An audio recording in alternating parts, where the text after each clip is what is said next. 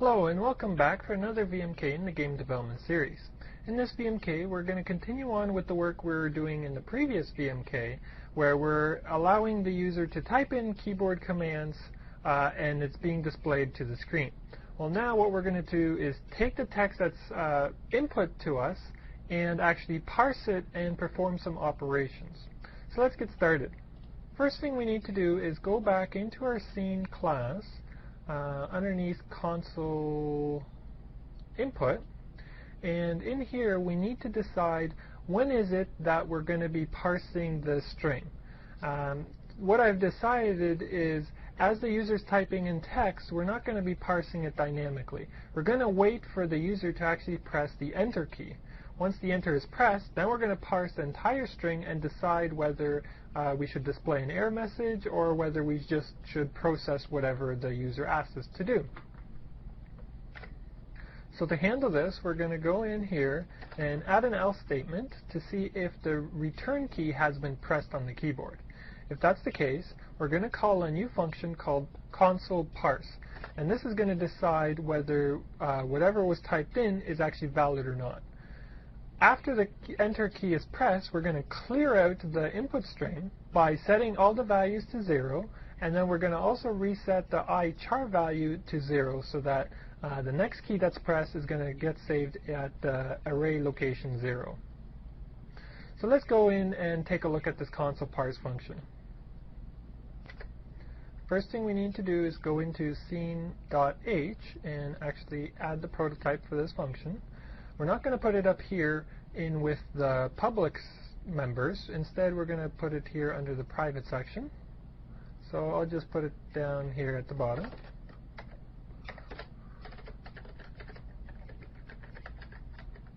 And as a matter of fact, let's just double check, make sure that everything up here should be public.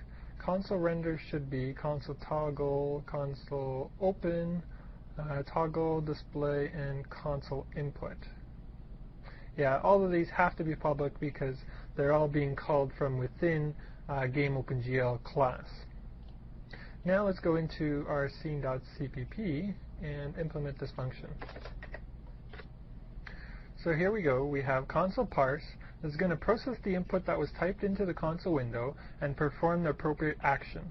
Make sure that the sz output string is short enough to fit inside console max length. What we're going to be doing is inside of the console param, actually we might as well go and do that right now just because it will be a little bit more clear as to what's going on here.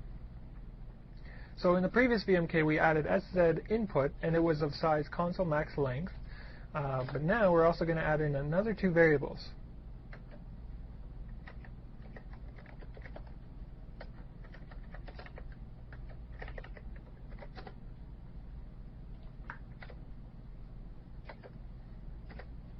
Like so. So we have our sz output equal to 0 and berr equal to false. Alright, now let's go back into our console parse function.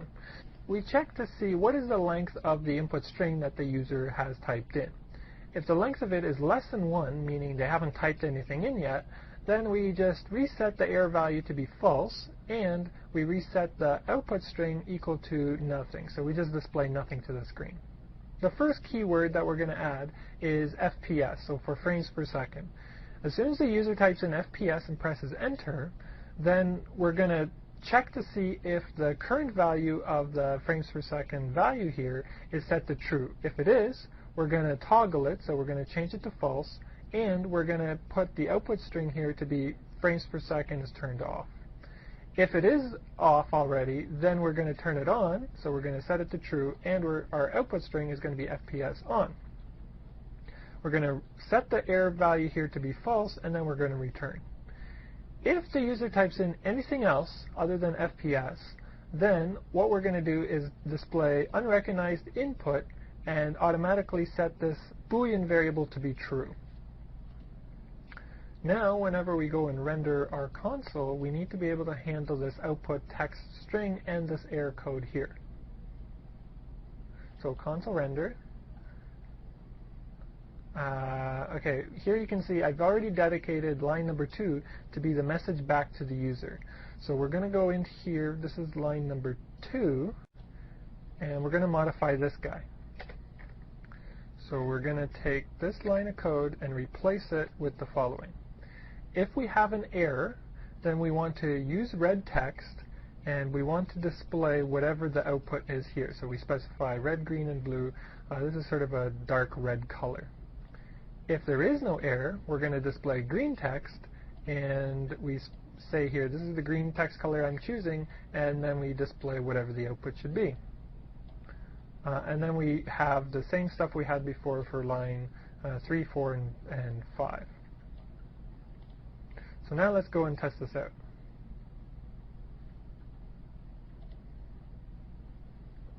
So if I go in here and I type FPS, press enter, you notice frames per second on is displayed and the frames per second counter turns on as well. We can go in here again and type FPS, press enter, and it turns off. And now notice what happens if I type in something else, maybe return. It says unrecognized input and nothing really happens. If we had frames per second turned on and then we typed in an error message, it continues staying on and everything else continues working perfectly. So that's good. Now what we need to do is maybe add some other kind of functionality into our parser. You see, it's relatively easy because we already have this nice function that encapsulates all the functionality of the parser. You've already seen how to handle the parser in quite detail whenever we're doing the parsing of our own LVL file as well as our own Caligari files. So you should be relatively comfortable to put together any kind of parser that you like. But I'm going to go in here and add a few more functionality just so you can get a little bit more comfortable if you still aren't quite sure of what's going on. Let's say you wanted to give yourself a keyword that's called save. What this will do is it's going to save the scene graph to our log file. So what we can do here is go under initialize, and at the bottom you'll remember we created this function OpenSceneGraphLog, which right now we're automatically calling every time we run a program.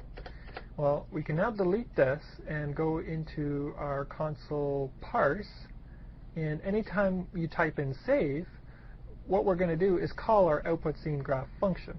So this will save our scene graph to our log file. But it will only save it if you want to. If you don't type in save, we're not going to display the scene graph to our log file. Another very useful functionality would be to quit our program by typing in a command. We can do that with the following code right here. If the user types in quit or exit or just the letter Q, then what I'm going to do is set a variable here, bQuit, to true. So what we need to do is go into our user settings here and create a variable called bQuit. Then we want to use this quit variable inside of our game OpenGL structure under, I think it was under start message loop. Yeah, we have a variable here, m_bQuit. Well, we want to now use our new variable under user settings, which is called the same thing, which will control whether we want to quit the game or not. So let's implement that. Let's open up user settings. And in here, just scroll down to the bottom, add in our boolean. Oh, be careful that you don't put it in the private section because we want direct access for this variable. So put it under the public section. This is going to decide whether we want to stop the game or not. And by default, we want to set this guy to be false. So inside of the constructor here, set to false. Now we need to go inside of game OpenGL.cpp, and while not m_bQuit, we want to continue looping through here, and whenever we get a quit message, then we want to set the quit value equal to true. And because we've already made the linkage between OpenGL's p-user settings and scene's p-user settings, we can do this, and as soon as we type in quit, this value will now change inside user settings, which is also used in here. Okay, let's try this now. So if we run the program and type quit, then you notice automatically the window closes. Also, if we go into our game engine directory here under debug and look at the log, we see that there's nothing in here. Now if we just rerun our project, and this time call the save command, scene graph save to log file, we'll quit this and take a look in here. Now we do have our scene graph outputted to our log file, and if we scroll through here we can see it contains all of the data that was loaded in from the Caligari file. This is all the data that is needed to render that car on the screen, as well as the green ground. So there we go, we have all of that nice and compact now. One other thing I want to show you how to do is, let's say you wanted to display the current position of the player inside of the game. The way I'm going to handle this is the following. I'm going to create a variable that contains whether we want to display the current position for the player or not. And we activate it using the position keyword. So if the user types in position, then we're going to check to see if the B player position is true. If it is, we're going to toggle it to false. If it's false, we're going to toggle it to true. We then have an output that we display to the screen as well, player position turned off, player position turned on. And we also set the error value to be false. After toggling this variable, well, I guess we should go into scene.h here and actually define this variable.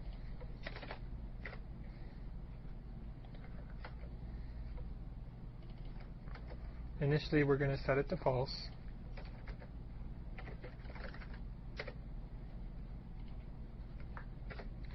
Now let's go into our scene console render and specify the output here. Let's say we're going to put it on line number 4, the position X, Y, and Z.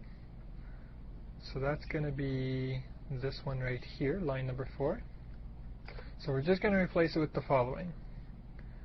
We're going to have position, then we're going to have the X, the Y, the Z, and we can get all of those values from player, get X, get Y, get Z. Now notice that I have to use the minus sign here because the value that we're getting is actually the location of the camera. And the camera is the negative of the player's position, so that's why we need to put in this minus sign. In a future VMK, what I'm going to do is actually rewrite the whole camera class and player infrastructure, because it is a little bit annoying to have these minus signs and remembering when do we need to use them and when not to. And as a matter of fact, we're going to have to modify the player structure because I did get a request from a member from the website asking to do something like a third-person cam rather than a first-person. And to do a third-person cam, it's a little bit difficult with the current structure that we have. But once I go and modify the camera controls, it'll be a lot easier to do first person and third person, and the structure will be a lot cleaner as well. So for now, just stick with this, but in future VMK, be aware that we are going to modify the way that the player is handled. Alright, let's go in and render this, or run it, and make sure that it displays on the screen. So right now we're at position 0.50, and if I move, let's see here, if I move over here, then you can see the position has changed. But position, if I type in position, you notice it doesn't do anything. The reason for this position keyword that I've added in here is actually to turn on and off the user's position when the console is not on the screen. So you see, this position will always be here because it's displayed in the console, but I want another one to display here, similar to the way that the frames per second works. You notice that when the console is turned off, I can still see how many frames per second I'm getting. So to do that, we need to go in and modify our HUD down here. So if we add the following, we check to see if the player position is turned on.